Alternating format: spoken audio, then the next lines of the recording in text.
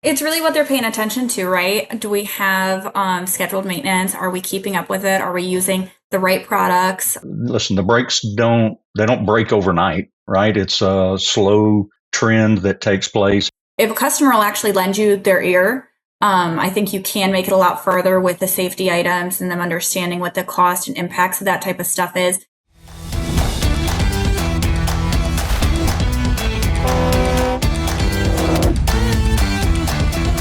Welcome to the Heavy Duty Parts Report. I'm your host, Jamie Irvine, and in this episode, we're going to talk about Brake Safety Week. In 2025, Brake Safety Week was August 24th through 20th, 2025. We got a bunch of statistics from last year to review with you. In 2026, it will be August 23rd to the 29th, 2026. My guests today are Katie Benet, Strategic Account Manager, and Bruce Williams, Senior Director at Marathon Brake Systems. Katie, welcome to the Heavy Duty Parts Report. Glad to have you here. Good morning. Thank you. Appreciate being here. And Bruce, nice to see you. Yeah, same here, Jamie. So I don't know if you realize this, but my very first interview on the Heavy Duty Parts Report was with your former president, and Marathon Brake was the very first guest on the show. So that's kind of cool to go full circle. We are now episode 375. So that's that was a while ago, maybe almost 7 full years. Wow. No, I did not know that. That's No. really cool. Yeah. So we're here to talk about Brake Safety Week. According to the CVSA, inspectors conducted 15,175 inspections during Brake Safety Week 25. They placed 2,296 vehicles out of service for brake-related violations, and this resulted in a 15.1% brake out-of-service rate. The leading violation was vehicles having 20% or more of their service brakes in an out-of-service condition, accounting for 1,199 violations. Inspectors also reported 306 brake hose violations, 199 steering axle brake violations, and 100 air loss rate violations. So today, our conversation is going to focus on a critical question. What is the true cost of brake violations? First of all, I just wanted to get your reaction to those numbers. And do they indicate progress or continuing industry challenges? What's your thoughts? Bruce, I'll let you go first. Sure, yeah. So listen, Jamie, 85% got me through high school. But when we're talking brakes, I really think we got a lot of room to work. And we need a few more A's on the report card, right? 85% being encouraging, that 15% is still entirely too high. Most problems should be found before that vehicle's put out of service for sure. Katie, with 15% not making it through, from your perspective, what separates the fleets that are consistently in the 85%, they're passing their inspections, and the ones that aren't? It's really what they're paying attention to, right? Do we have scheduled maintenance? Are we keeping up with it? Are we using the right products that go together on that truck, right? I think that there's a lot of progress that's been made, but there's still just so much more that's not even that costly to be able to improve those numbers and keep a lot more trucks on the road. Yeah, that concept of the right product for the job. I know when I was selling Marathon brakes for a distributor, one of the things I always started the conversation with was really surrounding the operating environment that these equipment are in. And that has such a big impact on the decisions that you should be making relative to the brakes that you're using. Yes. No, there's so much that goes into it, right? It's not just one component that goes on there. It's everything working in a system together. And when you have one of those things that, you're only as strong as your weakest link. So, you can put a lot of effort into keeping up on certain components, and then, cheaping off on some of it is what's going to cost you the money in the long run anyway. Right. So the most cited violation last year was the brake violation, where at least 20% of the brakes were out of service. That's 1,199 vehicles that they identified that were so unsafe that they had to be taken off the road. It's a little scary for people to think about. That's just the ones they caught. How many more are out there? So, Bruce, what does a finding like that, tell us about maintenance practices in the industry. Yeah, Jamie. So, just to touch on what you said, the 15% is very concerning. When you think about that tractor trailer is a 40-ton vehicle rolling down the road coming at you, and it has, brake violations on it. That's super concerning to me. I believe that the largest portion of that 15% is, due to older equipment. And it's, particularly on the trailer side, you think about there's 3 trailers generally to every truck.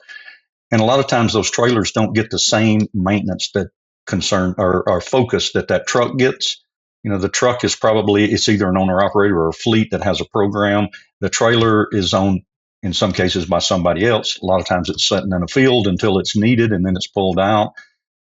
So the smaller fleets, the second and third owners that maybe don't have the strong maintenance programs, incomplete histories, based off of the vehicle that they're towing behind them. I think that's where a big portion of this may come from.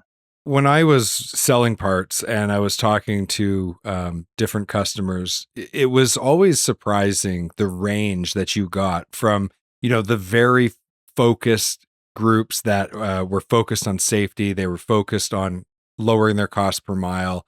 They understood the numbers and the implications of what they were doing. And there's a huge spectrum from there all the way over to give me the cheapest thing you've got. I got to get back on the road.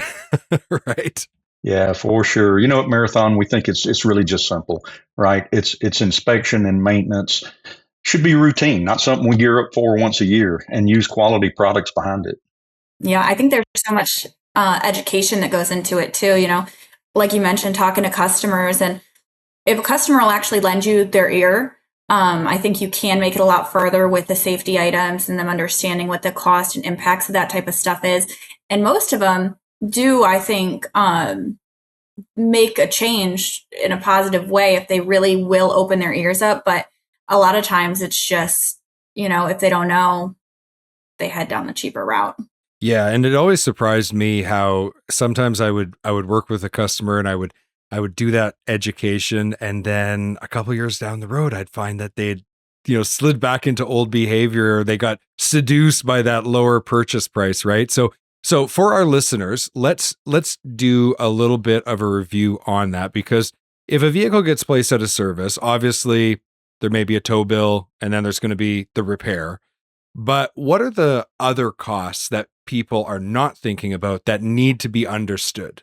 Yeah, I would say that there's, a ton of cost, right? Like you mentioned, there's the tow bill, which is the smallest of it. How much time are you spending off the road, what you're supposed to be doing, the load you're supposed to be taking, and then just the accessory repair, right? You've got the repair on what was out of service, possibly premature, and then other components and things like that may have been an issue in that out of service, or jeopardized by having the wrong materials on that truck. I think that you can't even really count all of the things that go into the determinant of getting that truck off of the road there. You mentioned earlier, Katie, that there is the need to look at your brakes as a system, and I think that's so important. You touched on that, right? All of the different components, the premature wear, and then the labor, right? The time. If you're doing the repairs internally at your own shop, you're paying a mechanic. Otherwise, you're paying an hourly labor rate. And so you've got all that downtime, you've got labor. Like there is so much that goes into that, and that price just goes up and up and up.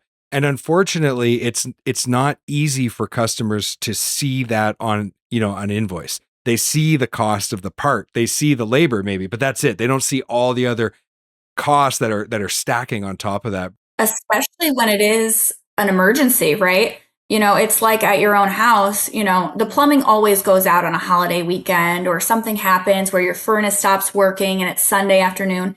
And to pay to get someone out for something like that costs a lot more than on your day-to-day Monday, Tuesday, where you've planned it and had someone come out to prematurely check it. So it's that same type of system, right? It's time to hear from our sponsors. We'll be right back.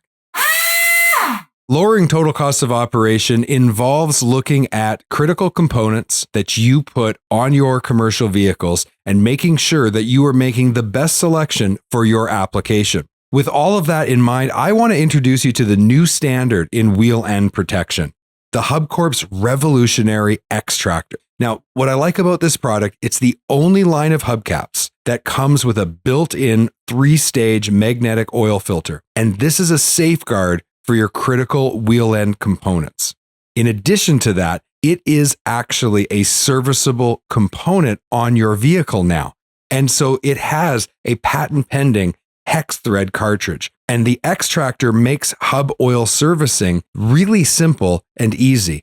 And guess what? If you're not servicing that hub oil regularly, you are going to have premature failure of key components. It's just the way it works. So I highly encourage you to get on the wait list today. You can do that by heading over to thehubcorp.com. Check it out, get on the wait list, and you will get the most up-to-date information about when this product is available and also some price discounts that you won't get anywhere else. So go visit thehubcorp.com today.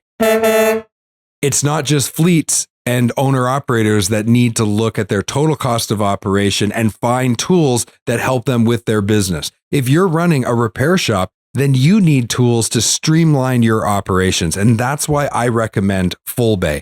Now, FullBay has features like streamlined scheduling, real-time inventory tracking, technician efficiency insights, and detailed reports on exactly every aspect of the business that you need to be paying attention to make sure that your repair shop is running as efficiently as possible. And what does this mean for you? Well, it means in the end that FullBay is the very tool that's going to help you reduce downtime and make your shop more efficient, keeping the vehicles that you service on the road where they belong. Check out fullbay.com/power to maximize your shop's productivity today. That's fullbay.com/power. Manufacturers and distributors are a key component in the supply chain, and they play a vital role in keeping trucks and trailers rolling. I'd like to introduce you to Equip 360 by Gen Alpha. This platform helps manufacturers and distributors grow their part sales. But more importantly, it helps them make their customers' lives easier. And that's so important. With real-time insights into inventory, pricing, and order tracking, it's going to keep your customers coming back. Plus, it saves time by automating routine tasks and making repeat purchases simple. I encourage you to explore Equip 360 at genalpha.com, genalpha.com. Check it out today.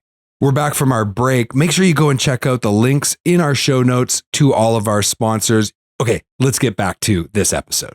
If you look at the data, CVSA's data shows that 2,296 vehicles were immediately removed from service until repairs could be completed.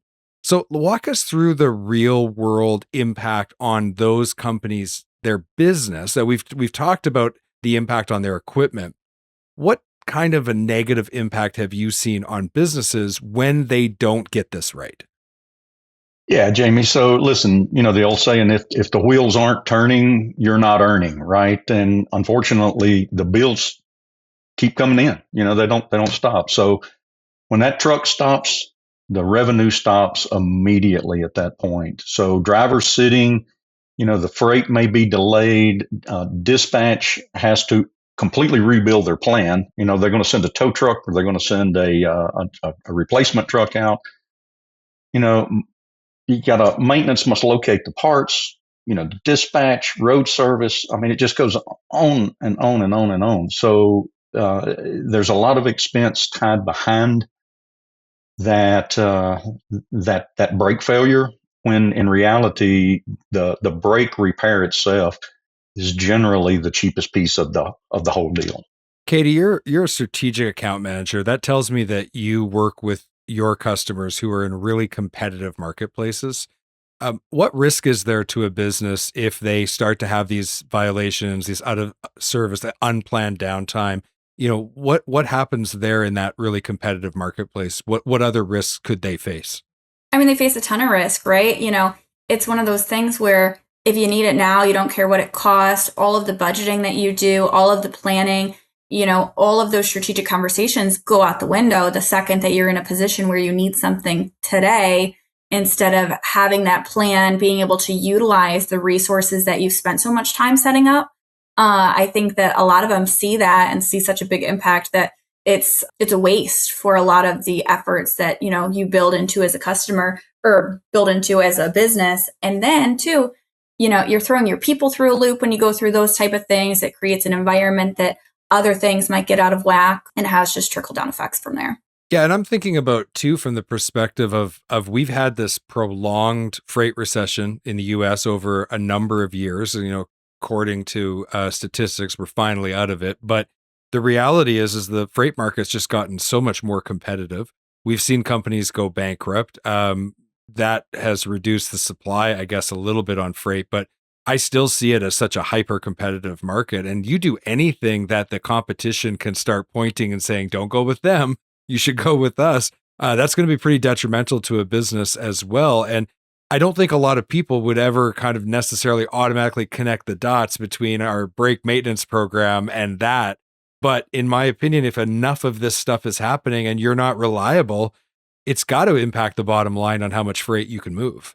So I would just say, we see customers come up with these great contingency plans. We see there's a lot of effort towards it too. And, as the supplier, we also get involved, whether it's making sure that we can get product to certain places. But, there's cost to it. There's cost to it for everybody, right? And as a supplier, right, we try our best to take our portion of the cost, but it does get passed down.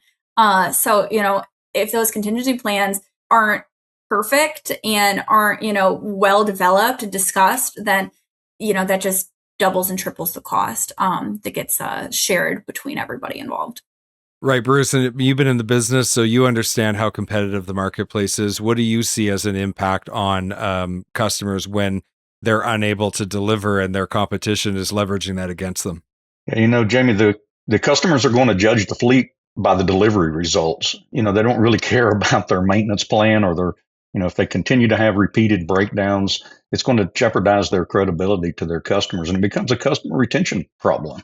So low margin, unplanned downtime that can erase the profits of the fleet pretty quickly. But when you lose a customer, that's irreparable sometimes. When I look at the data, I see other infractions, right? There were 306 brake hose and tube violations, 100 air loss rate violations. These indicate issues that develop sometimes over time. What does this tell us about the cost of deferred maintenance? Because obviously in all of these cases, they were pushing, they were kicking that can down the road.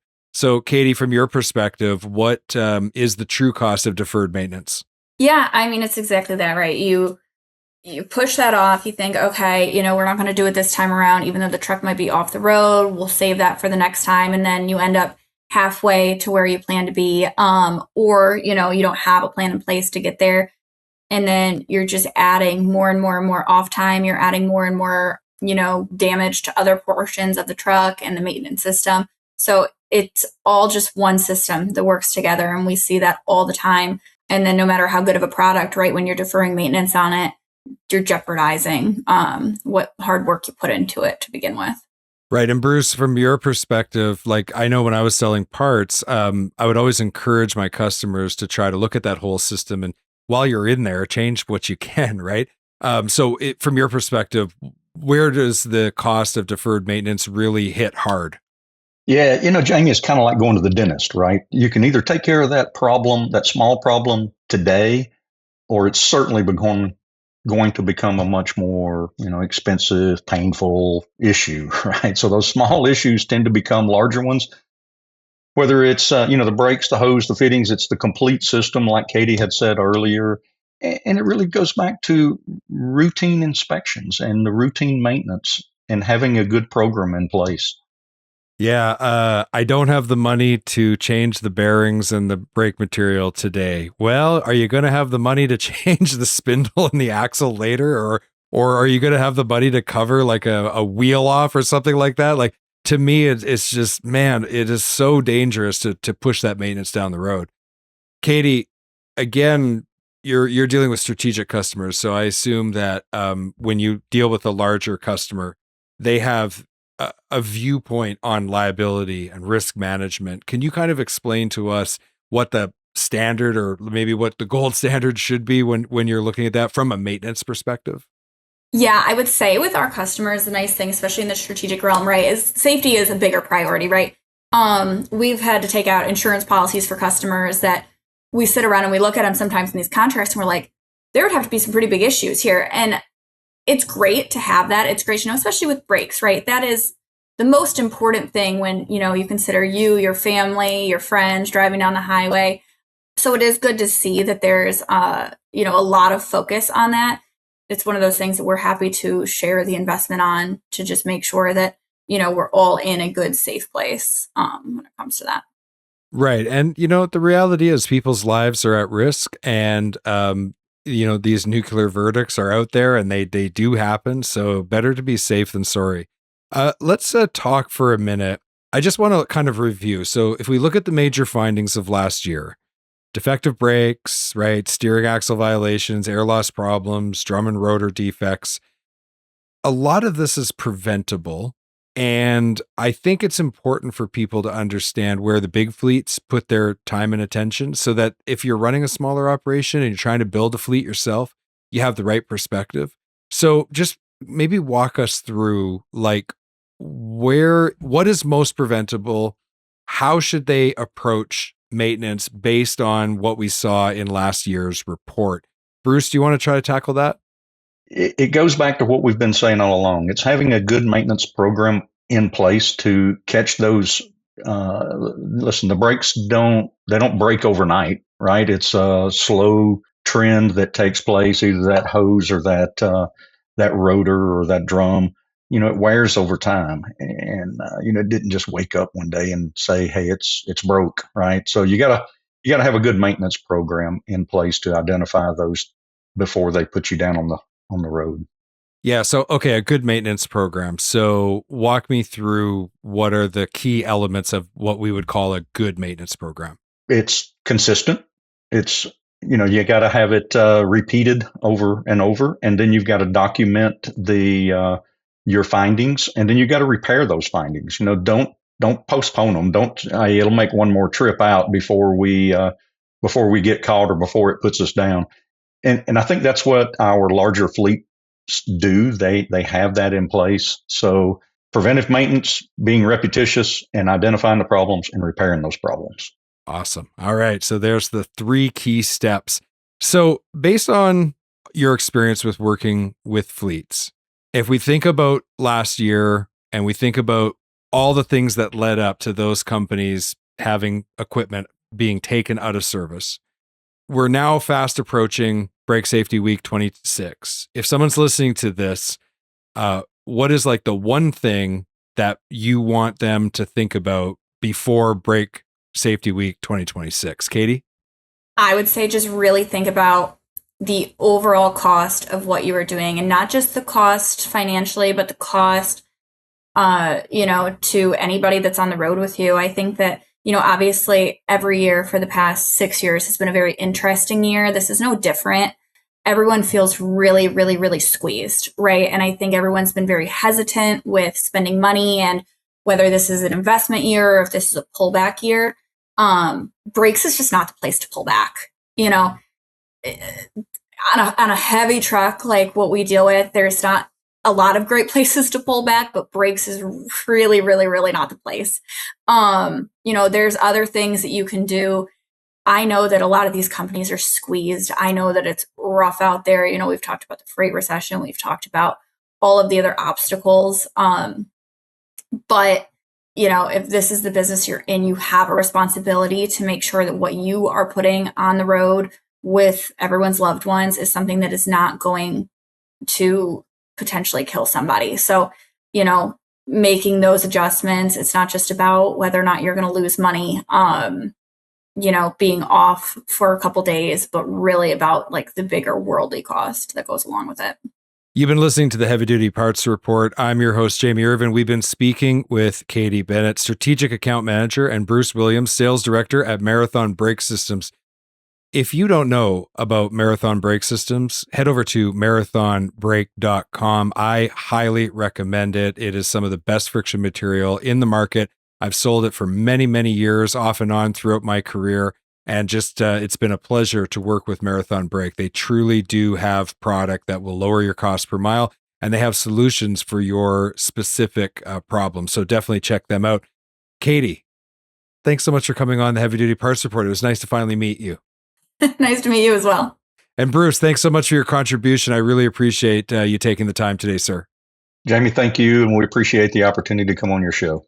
And thank you for listening right to the very end. If you have listened all the way to the end, you are a very special member of our audience, and we greatly appreciate you. Why not head over, if you haven't already, and follow the show wherever you get your podcasts on YouTube. You can find all the links on heavydutypartsreport.com. Thank you again, and as always, I want to encourage you to be heavy duty.